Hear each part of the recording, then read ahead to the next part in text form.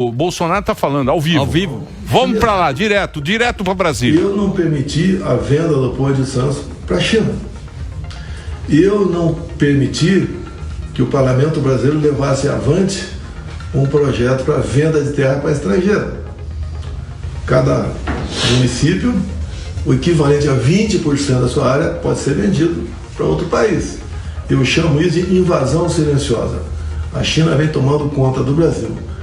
O que muitos veem aqui no Brasil é que eu sou a pessoa que pode frear a China, desde que tenha um país bélico nuclear do meu nome. Que país é esse? O do norte. Se você fala em BRICS, virou uma confraria de tudo que é ditadura e criminosos de guerra do mundo. Por ocasião lá do Dia da Vitória, em vez de o Lula ir no aterro do Flamengo, que é o local reservado em memória aos heróis da Segunda Guerra Mundial, ele foi para a Rússia e ficou lá de ditadores e criminosos de guerra. Esse é o tipo de aproximação que o governo brasileiro vem fazendo. Mas o senhor se considera amigo do presidente Trump? O senhor se considera alguém que tem uma visão próxima? O senhor se considera um admirador do presidente Trump? Como é que o senhor coloca essa relação, por favor? O Trump já declarou que, pela primeira vez, ele teve um presidente no Brasil que tinha respeito pelo americano. Nunca, no passado, é muito comum idiotas atacarem os Estados Unidos para conseguir aplauso de um público sem conhecimento. Então, a maneira como nós conversávamos, uma vez reservados, o potencial do Brasil em minério, em terras raras, tá? E locais para fazermos acordos de base americana, como Fernando Noronha, por exemplo. E se a China está pontuando a África, você tem que se preocupar. Tem que se preocupar. E eu, coisa que eu não falava, começo a falar, que não adianta eu ficar com isso e...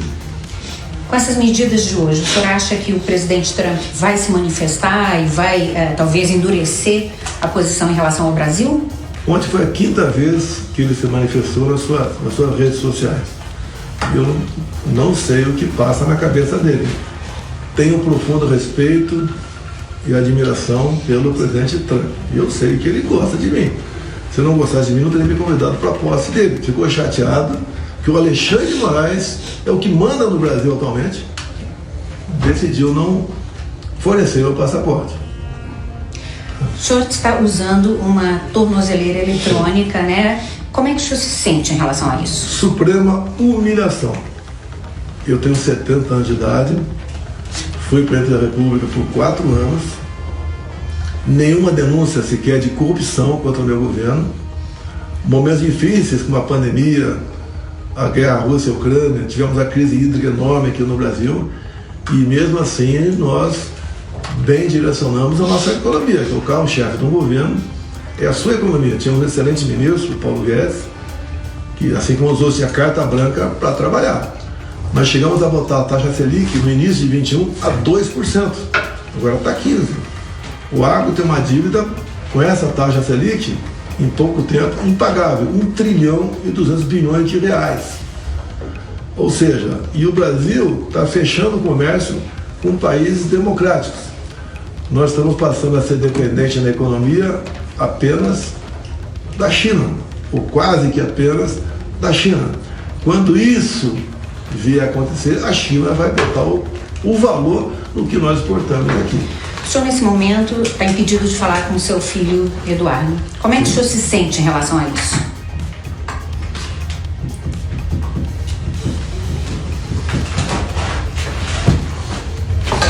Covardia. Covardia de um togado. Covardia.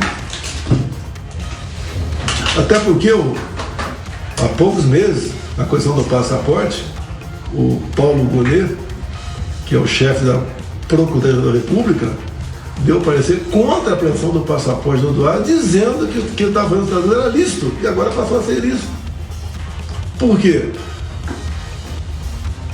Porque a ditadura está avançando no Brasil.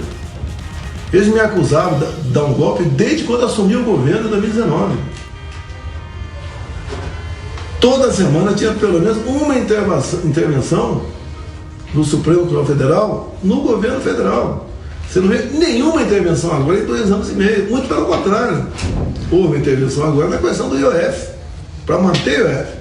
Lá atrás, quando diminuir IPI de 4 mil produtos, Alexandre de Moraes interferiu para não diminuir de alguns produtos.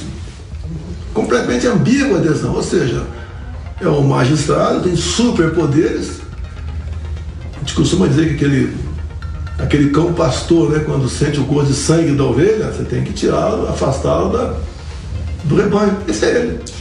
E como é que era a relação do senhor com o seu filho nos Estados Unidos até então? Vocês falavam todos os dias, vocês discutiam Pelo estratégias? Menos, dia sim, dia não, no mínimo. Não tem estratégia. Ele tem dois filhos, 2 netos meus, e ele falava que estava trabalhando sim, junto ao Parlamento, junto à Casa Branca, para que o Brasil voltasse à sua normalidade. Nós temos um deputado federal preso por ter feito um vídeo condenado a 8 anos e meio de cadeia. No episódio do 8 de janeiro, parecido com o 6 de janeiro dos Estados Unidos, em 21, nós temos mulheres, várias, mais de 70 anos de idade, presas, condenadas a 14, 17 anos de cadeia como golpista. Golpe num domingo, onde as Forças Armadas estavam de férias, onde o Lula estava em Araraquara. E tínhamos como comprovar que aquilo foi uma manifestação que teve atos preparatórios da esquerda, com quase 200 câmaras que existem nas paradas do Ministério. O ministro da Justiça, Flávio Dino, falou que as câmaras não estavam funcionando. Presidente, essa medida de hoje, ela busca evitar uma eventual fuga, que o senhor deixe o Brasil. O senhor em algum momento cogitou sair do Brasil? Nunca precisei sair. Nunca? Em nenhum momento? Não. Esse processo que eu estou sofrendo é político, não é um processo normal. Eles querem, de vez, me tirar do jogo político do ano que vem. Eu sou o único aqui no Brasil, segundo pesquisa, que pode ganhar do Lula. Os outros ficam na margem de erro ou perdem para ele. E nesse momento, se o senhor não puder concorrer, nesse momento conturbado para o Brasil, quem seria a melhor pessoa para substituí-lo?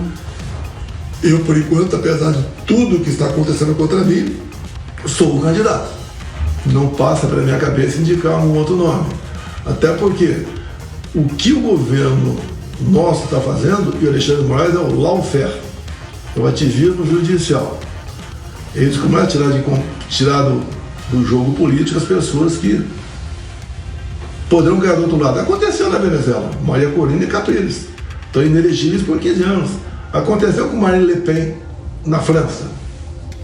Tá? E assim vem acontecendo em alguns países do mundo. No Brasil não é diferente, é a mesma coisa. O senador Flávio, o deputado licenciado Eduardo tem falado bastante de anistia.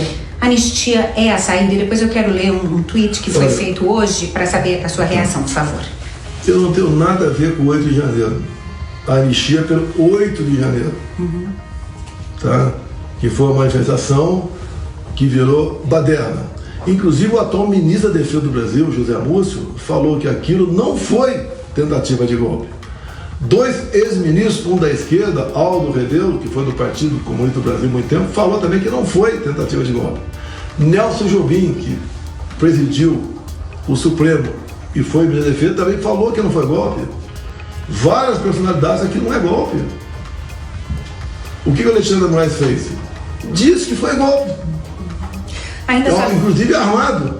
Daí você vai na Polícia Militar, você vai na Polícia Legislativa da Câmara Federal, alguma arma foi apreendida? Não foi apreendida. Hoje, o senador Flávio, ele fez um tweet, depois ele voltou atrás, mas eu vou ler para o senhor. O justo seria Donald Trump suspender, me desculpe, a taxa de 50% sobre importações brasileiras e colocar uma sanção individual em quem persegue cidadãos e empresas americanas, viola a liberdade, usa o cargo público para violar direitos humanos e implodir a democracia de um país para satisfazer o próprio ego. Como é que a o senhor reage? segunda metade, 100%. Ele usa o cargo público dele para impor o terror no Brasil. Hoje o pessoal tem medo de fazer um tweet. passar uma mensagem de WhatsApp. O país está apavorado, está com medo disso. No resto, eu jamais vou dar conselho ao Trump. Quem sou eu? Eu respeito. É um país que é exemplo para nós, e não nós exemplo para eles. Agora, que eu entendo que ele quer a negociação. Até falou que vai receber o Lula, não vai ser agora. Se bem que o Lula está dando demonstração que não quer ser recebido. Até fica falando em comer jabuticaba. É um analfabeto, jabuticaba se chupa, não se come. Tá certo? Agora o Trump quer botar uma coisa na mesa. A anistia não é para mim. Eu não estava no Rio de Janeiro. Eu estou sendo condenado, julgado por depredação de patrimônio, como se eu estava na Flórida.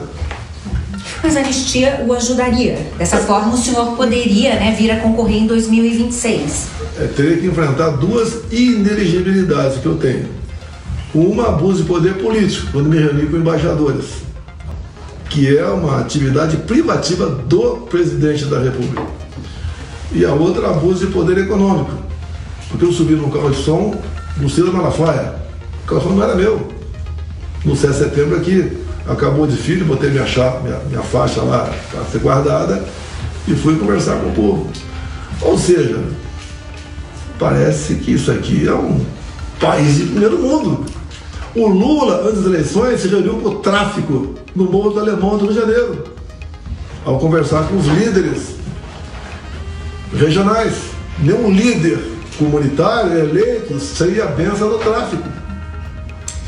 Presidente, como o senhor disse, negociar é uma coisa para o presidente da República, mas tem alguma coisa que o senhor possa fazer nesse momento para evitar a escalada de tensões entre os dois países? Quem está estimulando a escalada é o Alexandre de Moraes, é o próprio Lula. Agora, a anistia é um ato personalíssimo do parlamento brasileiro. Está na Constituição. Temos quórum para aprovar na Câmara e no Senado. E por que não vai para frente? O Alexandre de Moraes ameaça parlamentares e diz que, caso aprovem, o Supremo declarará inconstitucional. Ou seja, o poder do Supremo é enorme. Nós perdemos, o Supremo perdeu a mão. Quem comanda o Brasil é o Alexandre de Moraes.